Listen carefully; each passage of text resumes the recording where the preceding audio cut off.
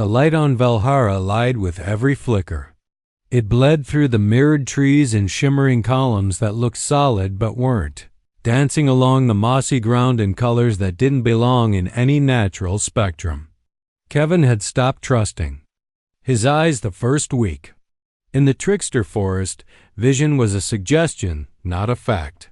His visor hummed with active scans, his boots adjusted to terrain shifts automatically, and his portable bioscanner chirped like a cautious animal as it mapped the crystalline veins of a strange flower hidden among the roots. The echo bloom, he'd learned, had no color of its own. Its petals mimicked their surroundings like liquid glass.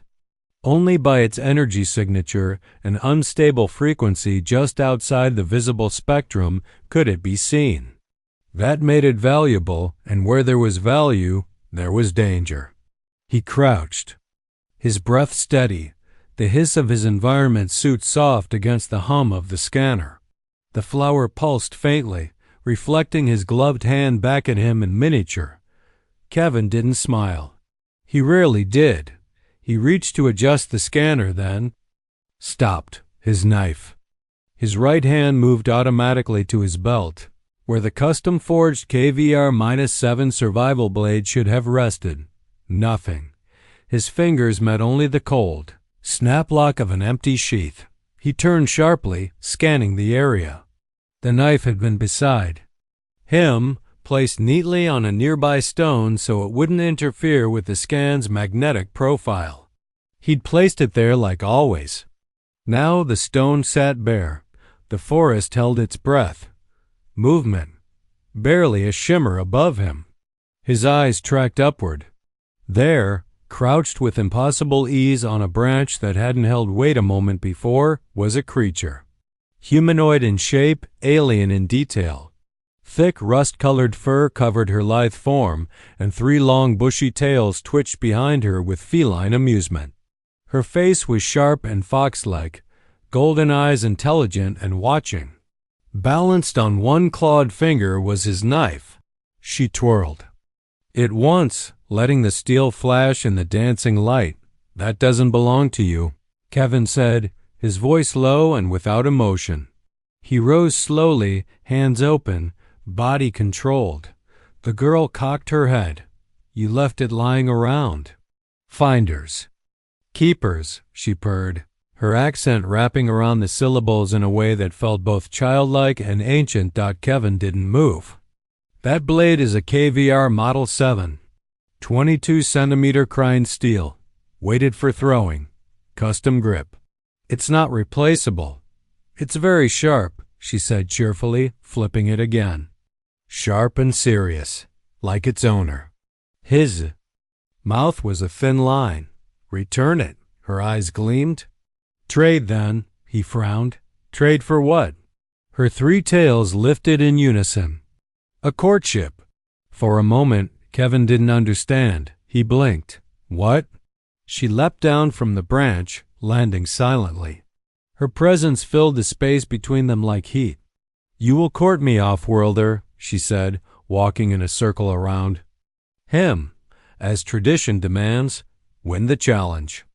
Prove your worth. Then I'll give it back." Kevin turned to follow her movement. "I'm not interested in games." "Oh, but this one is life or death." Her grin sharpened. "You need that knife. This forest eats those without one." He didn't reply. His visor scanned the surrounding trees' illusions everywhere. She had vanished once. She could do it again. Taking it by force wasn't an option. Leaving without the knife meant risking death on the next predator run in. His mind raced with scenarios, none ideal. He exhaled slowly. "Fine," he growled. "I'll play your game. I'll court you. But when I win, you give me my knife. And we never see each other again." Her tails flicked. Her eyes danced. "Deal."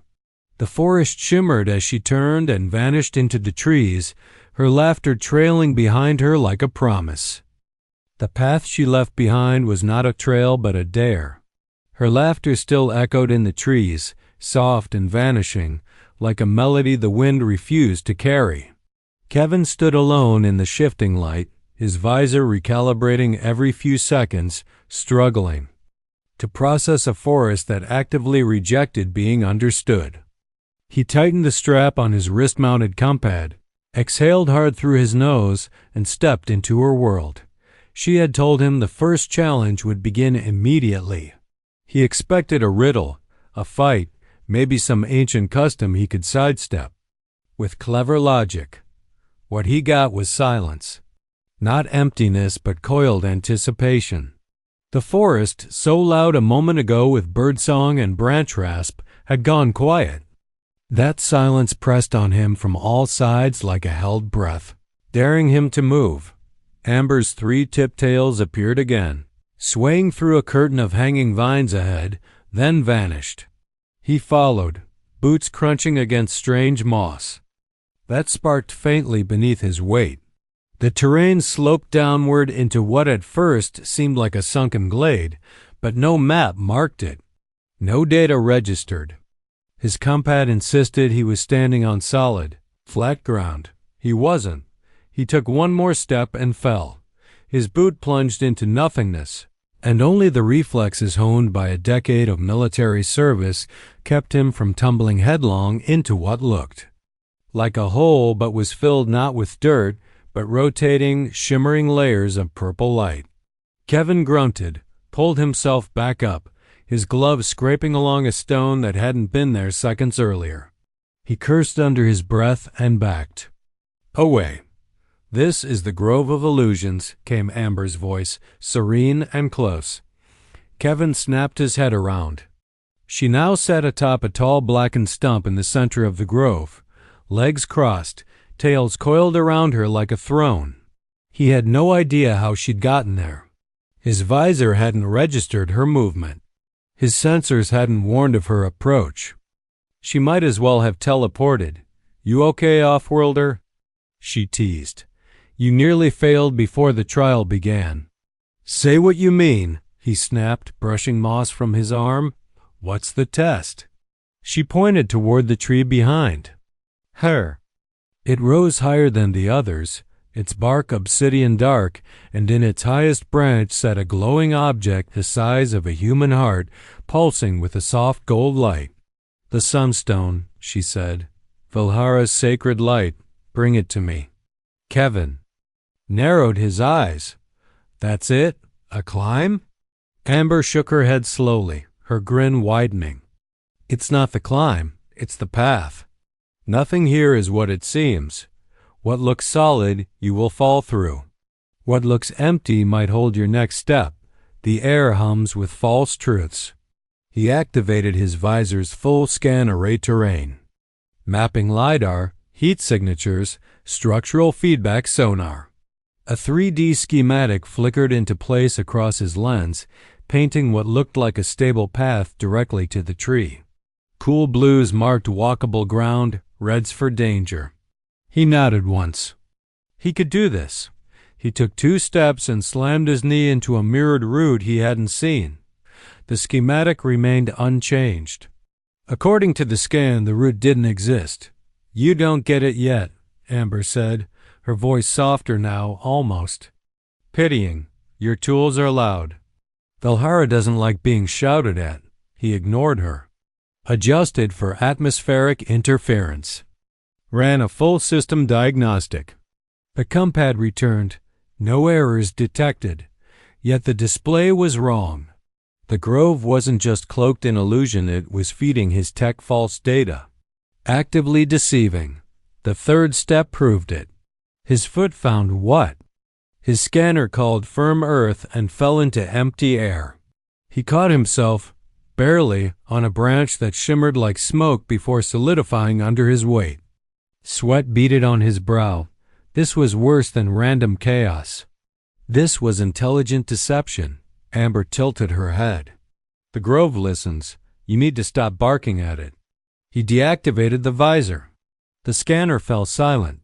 Kevin stood, fully exposed no tech, no filters, just the overwhelming sensory onslaught of Velhara's chaotic pulse. The grove shimmered around him like it was breathing. Light pooled in strange corners, and mirrored bark cast distorted shadows of himself in a dozen different shapes. Tall, crippled, child-sized, all fake. All lies. He closed his eyes. His breathing slowed. He reached forward with one hand, and this time he felt it. Not vision, not sound, but the air itself. In one direction it was thin, cold, hollow, but to his left it was warmer, denser, heavy. With the scent of real moss and living roots, he took a step. The ground held Dot another. Still firm Dot behind him, Amber said nothing. But he knew she watched. He moved slowly, eyes closed, reading the world with new senses. When he stepped wrong, the air felt wrong. When he stepped right, it pulsed beneath his boot like a heartbeat. This was not navigation. It was communion. He reached the base of the tree after what felt like an hour. His muscles ached from tension. But he was there. The climb was a mercy. Simple, almost peaceful after the mental storm. He scaled the bark with practiced ease and reached the branch. The sunstone pulsed with a warmth unlike anything he'd felt alive, almost. He touched it, and it responded with a hum as though acknowledging him. When he returned, the grove felt different. The illusions faded as he passed. The light no longer mocked. The ground welcomed him. Amber stepped forward. For the first time, she bowed slightly. You listened. You learned. From the pouch at her side, she pulled his knife, but it wasn't free. She had tied a thin vine to its hilt. The other end tied to her wrist. She handed him the grip. You may clean it, she said, but it stays tethered for now. Kevin stared at the vine. You still don't trust me? Amber's grin returned, but this time it held something. Gentler beneath the mischief. You passed the first trial. Not the last. He took the knife, but he did not pull it away.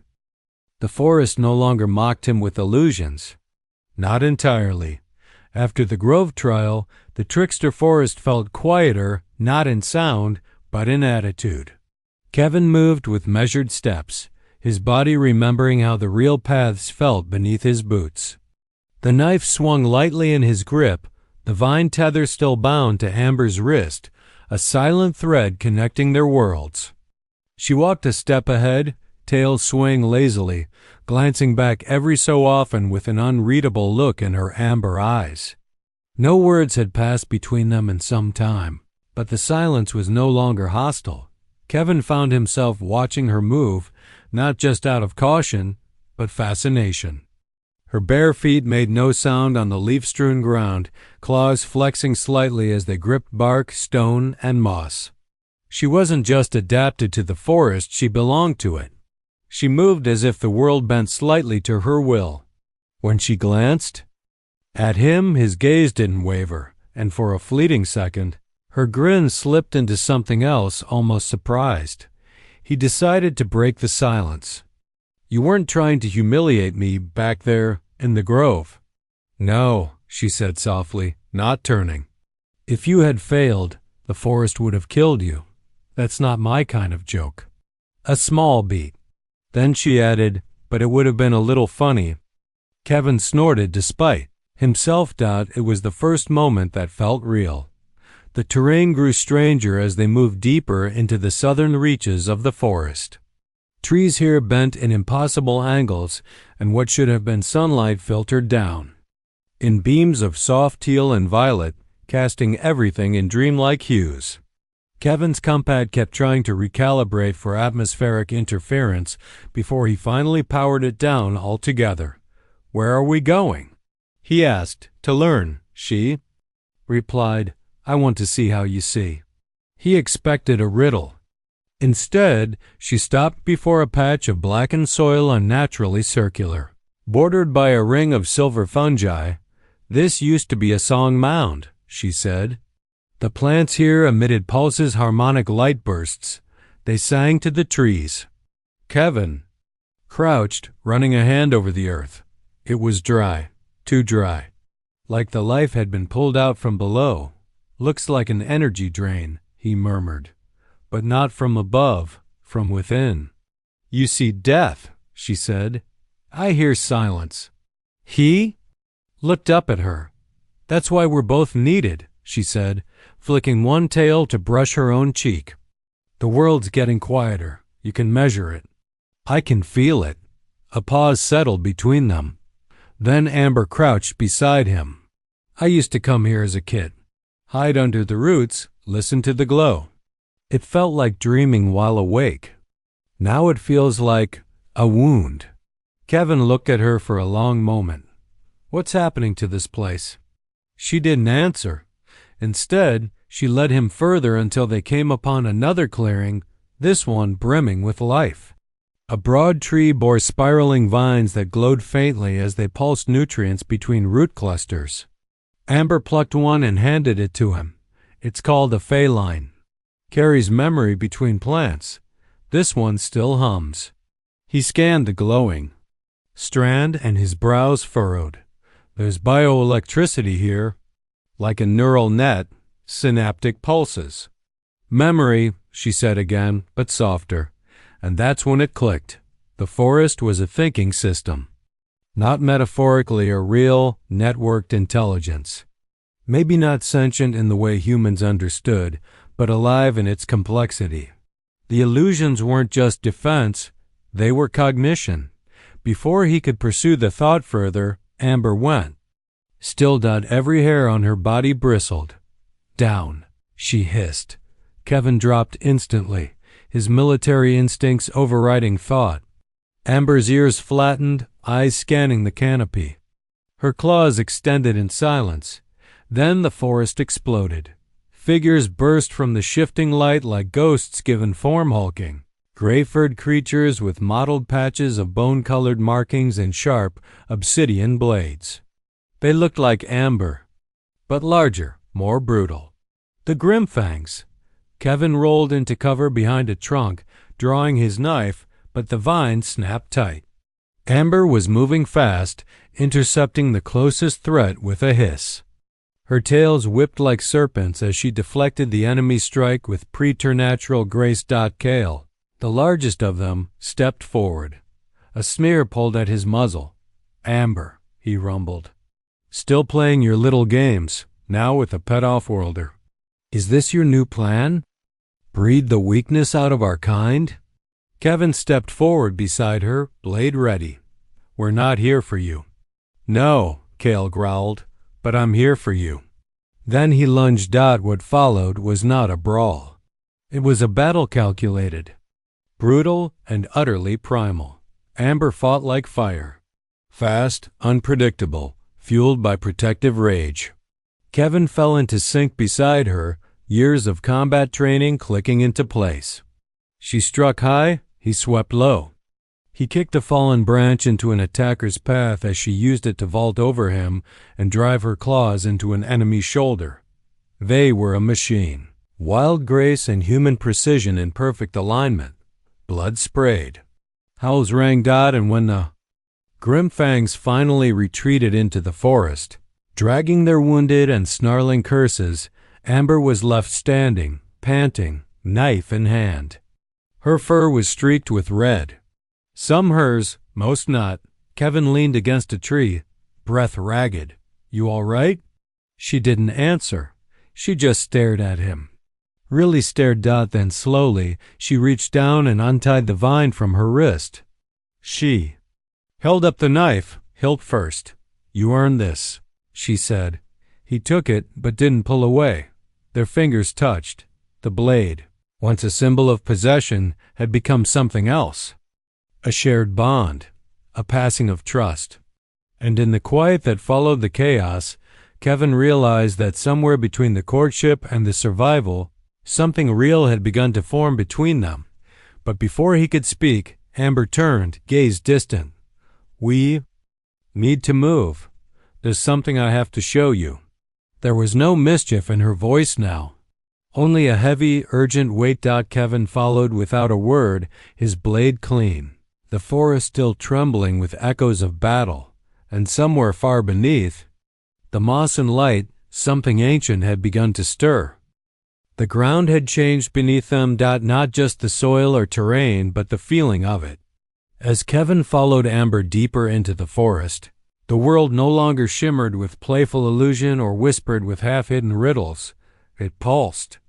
Trees, once bright with silver bark and mirrored leaves, were now darker, taller, their twisted roots exposed like veins of a sleeping giant. The light filtering down through the canopy had lost its dreamy hue. Now it was sharp, metallic-like. The edge of a blade just before it strikes. Amber didn't speak. She moved with a kind of urgency that left no room for questions. Kevin trailed a step behind her, every sense alert, every muscle wound tight. His knife was finally back in his hand, clean, balanced, familiar, but it didn't comfort him. Not now. Not when every shadow in this part of the trickster forest felt like it was watching. He had fought beside Amber, killed beside her. And yet he realized he barely knew her. What was she really hiding in these deeper parts of Velhara? What truth did she believe he was finally ready to see? The silence broke suddenly. A branch cracked. Not under their feet, but behind them. Kevin turned, knife raised. 3 shapes emerged from the forest. Broad, hunched, furred, grimfangs. But not Kale. These were scouts. Scarred and older. Their armor was mismatched, forged from bone and bark, their eyes devoid of emotion. One of them carried a staff crowned with what looked like a human jawbone. Polished, smooth. Kevin stepped forward, his stance ready. Amber didn't move. One of the Grimfangs, taller than the others, tilted his head. "You brought him here, White." "Tail?" Amber's voice came low and cold. "He's earned it." The scout studied Kevin for a moment, then snorted. "Let's hope he doesn't break when he sees the rot." And then they moved aside. Amber walked forward, and Kevin followed. What he saw next stopped him cold. The clearing opened to a gaping hollow in the earth, a sinkhole where the forest itself had caved inward. At the center stood what had once been. A tree, an ancient one, towering, wide as a starship. But it was now a husk, its bark stripped away in patches, its limbs cracked and drooping. At its base, dozens of echo blooms lay twisted, their petals dulled, their reflective shimmer flickering like dying embers. The air buzzed with WRONGNESS. Kevin stepped forward, scanning the scene. His compad began picking up strange reading spikes. An electromagnetic activity, microscopic discharges. He pulled a specimen slide from his belt and collected a petal fragment. Amber remained still, her eyes hollow. "This was the heart tree," she said, "the forest's memory root. All Velhar clans were born under its branches." Kevin placed the fragment under his field scope. What he saw made his blood freeze. Threaded within the decaying plant, cells were repeating geometric patterns, perfect, unnatural. A crystalline lattice embedded with minuscule nodules. Synthetic. Not illness. Not age. A machine. Nanotech, he breathed. Someone's poisoning the ecosystem. Artificial nanots, microscopic and invasive. Feeding on organic energy signatures. Like a parasite built to mimic symbiosis. Amber didn't respond. He looked up at her, heart thudding. "This isn't natural. This is engineered." "I know," she said. Kevin's mouth went dry. "Who?" Amber met his gaze. Her expression was no longer sly or guarded. It was raw, tired. "Your people." The words hit harder than any blade. She turned slowly and walked to the dying tree. Laid a hand against the bark. Her claws flexed once, then retracted. "I watched you from the beginning," she said quietly. "Your arrival. The way you moved, measured, controlled. You scanned. The flowers, but you never saw the wounds." She looked back at him, and now the emotion in her voice was unmistakable.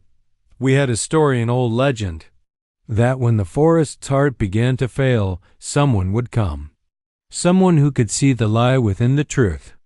A mind of metal, but a heart of fire. Kevin stared at her. You think that's me? Amber nodded. I had to know. That's why I stole your knife. That's why I made it a game. If I told you outright, you would have left. He didn't answer. He couldn't. Because she was right. Kevin stepped forward, pulled another sample, ran a comparison scan with a healthy bloom from earlier. The differences were devastating. Energy flow, photosynthetic patterning, everything had collapsed. And yet, the nanites were still active, still feeding.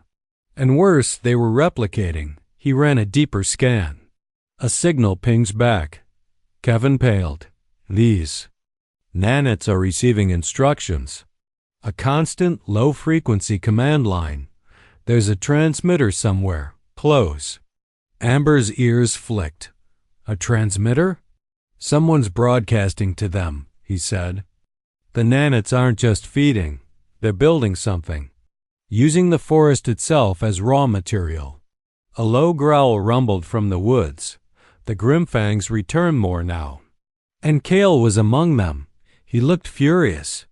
But not at Kevin. At the sight of the tree, his growl turned to a roar. You brought him here, Amber, and you still don't understand. She stepped between them. No, you don't understand. He knows what this is. He knows how to fight it, Kale snarled. Then, prove it. Prove it before this world eats itself. Kevin tightened his grip on the knife. He wasn't here to win a courtship. Anymore. He was here to stop an extinction. And something deep inside him, something older than orders, older than survival, ignited. He looked at the twisted tree. Flickering flowers, the angry warriors gathered under a dying sky, and knew one thing with terrifying clarity. This wasn't a mission. It was a war. And he had just chosen his side. They left the grave of the heart tree in silence. The sky above them a sickly green gold as Velhara's twin suns dipped low behind the mirrored canopy. Kevin didn't ask where Amber was leading him this time. He followed because there was nothing else left to do. The knife in his hand no longer felt like a tool or even a weapon. It felt like a promise he hadn't yet spoken aloud. Amber moved with sharp purpose, her steps swift but not frantic. Her tails, usually expressive with mischief or defiance, now hung with a heavy stillness. Kevin noticed how her eyes flicked to the shadows often, not out of fear but guilt. You knew the tree was dying, Kevin finally said. She didn't stop. Yes, and you knew about the nanites, I suspected. We call it the quiet curse. She turned her head slightly. But it's not magic, not anymore. I needed someone who could see what we couldn't. You needed me, he said. Amber glanced back, her amber eyes glowing faintly in the dim light. The forest needed you. They emerged into another clearing, this one utterly still, unnaturally so. It wasn't the forest that had gone silent this time. It was something older, more sacred. A space that had long stopped breathing. Before them stood a ruin. It was unlike anything Kevin had seen on Velhara. Black stone curved into an open dome, carved with constellations and flowing scripts that pulsed faintly with residual energy. Vines had choked most of the structure, but the upper rim remained untouched by time or decay, like something had kept it preserved by force of memory alone. The observatory, Amber said softly, a place of the mind, of riddles, of truths. That can't be shouted. Kevin stepped into the chamber. His boots rang hollow on the stone floor. He turned slowly, taking in the ceiling an open circle to the sky above, where stars were already blooming like distant fires. Amber sat cross-legged in the center, gesturing for him to join her. You've passed the trial of the body. Now comes the trial of the mind. He raised an eyebrow, but said nothing. He sat opposite her, resting the knife gently across his lap. This isn't about logic puzzles, she continued. It's about seeing through reflection, through meaning. I'll ask you 3 riddles. If you answer, you get to ask one of your own. If I can't solve it, you pass. If I do, then you ask another, until one of us is undone. Kevin smirked. Faintly. You sure this isn't just your way of stalling while you figure out how to deal with what we found? Her expression didn't change. This is older than the curse. Older than prophecy. It's tradition. I honor it. You will too. He nodded. Ask. Amber's voice dropped to a reverent hush, and the acoustics of the observatory made her words stretch and echo. I have a million eyes but cannot see. I wear a silver skin but have no body. I show you the truth by telling a lie. What am I? Kevin frowned. He thought of mirrored trees, the light that deceived, the reflection of the echo blooms. Then it hit him. The forest, he said. The mirrored trees reflect the world around them. They lie so they can hide what's real. But in doing so, they show you what matters if you know how to look. Amber smiled. Correct. She waited a beat, then continued. I have no voice, but I speak your name. I have no face, but I wear your own. I live for a moment, only to show you what you are, then I am gone. This one was harder. He closed his eyes. Remembered the very beginning, the echo bloom. The moment he saw his reflection, his form mirrored on petals more perfect than any photograph. A mimic, a momentary truth. The flower, he said. The echo bloom, it shows what's near, but only for a heartbeat. Amber's grin widened. You are sharper than your machines. Before she could speak the third, Kevin raised a hand. My turn, she blinked. Already? It's not a riddle, he said quietly. Not exactly, Amber tilted her head. Then what is it? He leaned forward slightly. What does a warrior fear most when the battle is won? The observatory went still. Even the forest outside seemed to hold its breath. Amber's expression faltered. Her lips parted, but no sound came. Her ears flattened for the first time since he met her. Her tails curled close to her legs. She began, but the word caught in her throat. She looked away toward the open sky above. The stars were reflecting in her eyes now, and they shimmered wet. Being alone again, she whispered. The silence that followed wasn't empty, it was full of truth, of pain. Kevin reached across the space between them and laid his hand gently over hers. She didn't flinch, didn't pull away. You don't have to be, he said softly. She turned her gaze back to him, and for a long moment, there was no mischief, no challenge, just a raw, open look that made Kevin's breath catch. I lied, she murmured. The courtship challenge, it was a story, a way to keep you close, to test you. But also, she hesitated, then said it, to not be alone anymore. Kevin said nothing. He didn't need to. He let the silence speak for him. Let his presence fill the void she had carried for too long. They sat like that for a long time, two strangers who were no longer strangers, beneath a ruined sky observatory, while a forest waited for them to decide what would come next. Then Amber stood, her posture stiff, resolved. There's more, she said. More than riddles. More than prophecy. She looked down at him, her expression unreadable now, but her eyes blazing. I need to show you where the signal is coming from. Kevin rose beside her, blade in hand, purpose in his chest. Lead the way, he said, because he had already decided this was his war now too. They traveled through the night, guided by neither moonlight nor map, only Amber's memory and the pull of something Kevin had begun to feel himself, the subtle, electric wrongness at the edges of the forest's breath. The deeper they moved, the more the trickster forest changed. Its playful illusions vanished.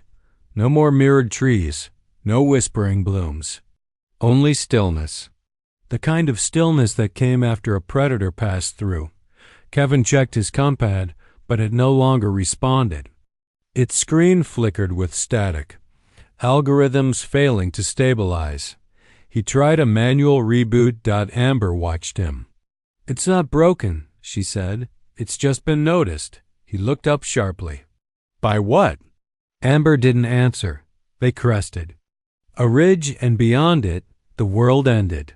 A chasm split the land like a scar, black and silent, and at its center stood a spire. No natural formation. It stabbed out of the ground like a blade, black metal and dark crystal, so angular and precise it made the forest around it seem like a hallucination. It pulsed faintly, the color of a dying star violet, and sick. Kevin's breath caught in his throat. "This is it," he whispered. "The transmitter." Amber's ears flattened, her voice a growl. "The heart of lies." The name fit too well. Around the spire, the forest was broken, not burned. Not cut, simply unmade. Trees stood, but held no leaves. Flowers bloomed, but had no scent.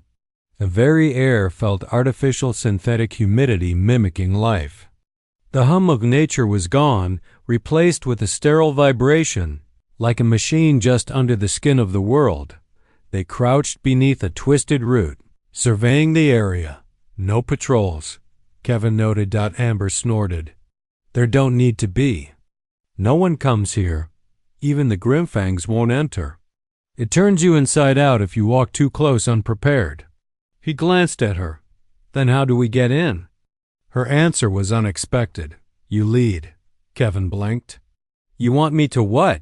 She turned her amber gaze toward him. There was no mischief in it now, only grim certainty. "You said it yourself. Your machines are already compromised. They won't trigger the defenses the way Velhara energy does. You're the anomaly.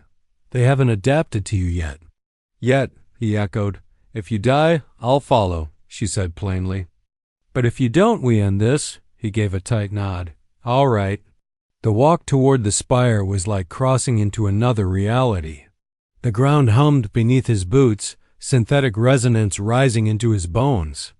The spire loomed larger, with each step casting no shadow despite blocking the stars. No guards, no drones.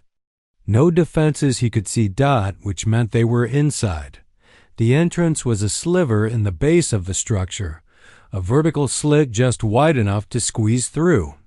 Amber followed at his heels, blades drawn. They passed through into a chamber of cold light.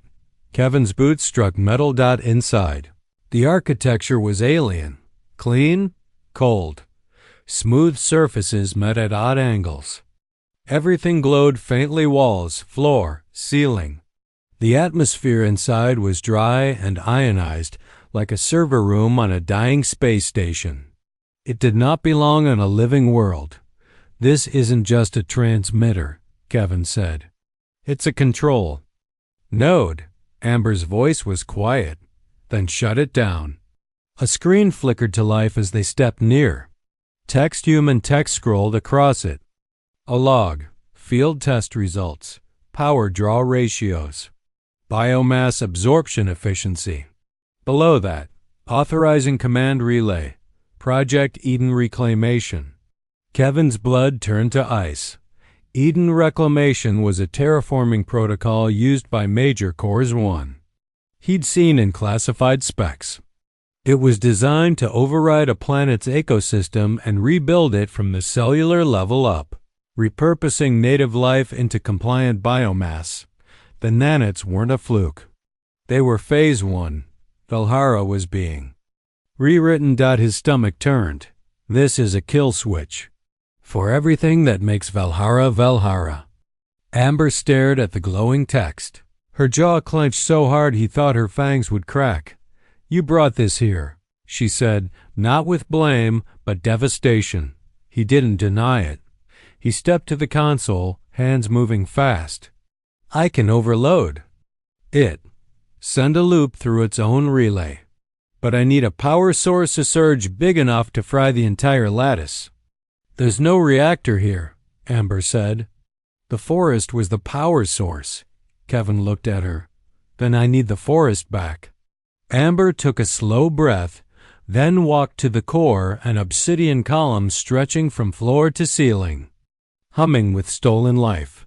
She placed both hands on it, closed her eyes. What are you doing? She didn't answer, but the room changed. Light pulsed beneath her fur. Her tails lifted and stiffened. The core flickered once, twice, then surged bright. Kevin stumbled backward as energy flooded the spire. The hum became a roar. Symbols lit up in every direction, and Amber's body arched as though wind ripped through her soul. She screamed, but not in pain. In power. Kevin ran to the console. His fingers flew. Now, come on. He input the surge loop. The core trembled. Fractures split across the floor. Then, a soundless burst of white light. The spire shattered. Outside. The forest screamed. Kevin woke with his back against a smoking root, his ears ringing, his body aching. He sat up fast. Amber? She lay a few meters away, unmoving. He crawled to her, heart hammering, hand trembling as he touched her shoulder. Her eyes fluttered open. You didn't let go, she whispered. He gave a broken laugh. You said if I died, you'd follow.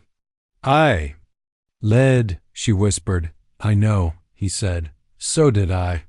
Then he looked around. The forest was alive.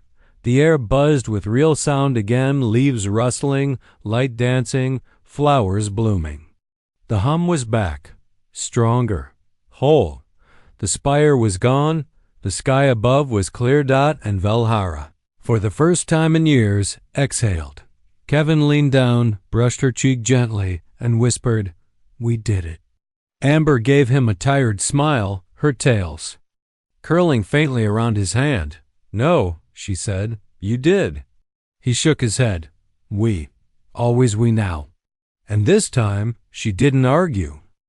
The celebration wasn't planned. It bloomed like everything else on Velhara, wild, sudden, and luminous. By the time Kevin and Amber returned to the Whitetail settlement, the news had outrun them. Word of the spire's destruction and the restoration of the forest had spread like fire through a dry canopy. Every branch, every vine, every whispering root had carried it. The forest had spoken, and the clans had listened. The Whitetail clearing, nestled high among the great mirrored trees, was now alive with sound and color. Light orbs drifted overhead, like sleepy stars, casting a warm golden hue over the gathered crowd. The elders' three rust-furred figures with braided silver strands and eyes like river stones stood at the heart of it all, waiting. Kevin hadn't changed. His boots were scorched, his jacket torn, a bloodstain drying on his sleeve that wasn't his. But he stood tall, knife at his hip, Amber at his side. She no longer flinched beneath the gazes. She held her head high, her tails raised like banners. Warrior, trickster, seer. No one doubted her anymore. Kale emerged from the crowd, his shoulder still bound in bark-strap dressing. He approached slowly, stopping just short of them. He met Kevin's eyes. I don't like you, Kevin smirked. That's mutual. Kale grunted, then extended a hand. But I'll fight beside you, if you stay. Kevin hesitated. Amber was the one who spoke. He's earned a name. Let him choose. The elders nodded. One stepped forward, lifting an intricate blade carved from mirrored crystal and wood. Your knife, she said, offering it with both hands. Not returned, but honored. You may keep it. Or offer it again. Kevin looked at it. The knife that had been stolen, that had tethered him to Amber, that had led him through trial, battle, heartbreak, and revelation.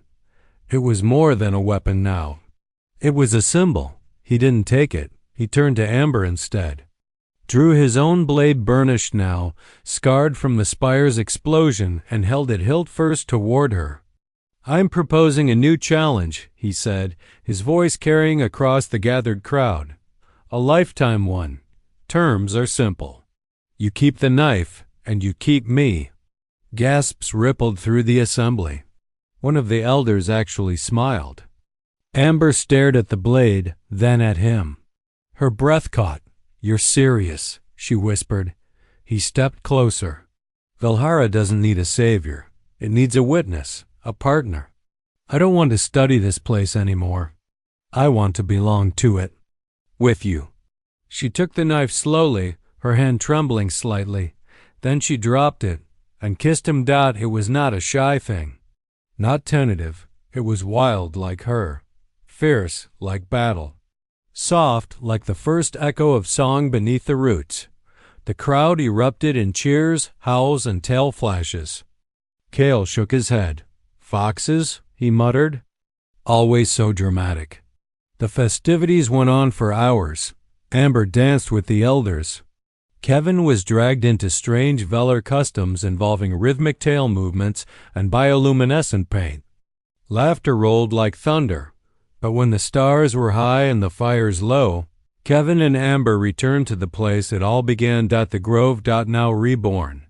The ground hummed with true life again. Flowers glowed, real and warm.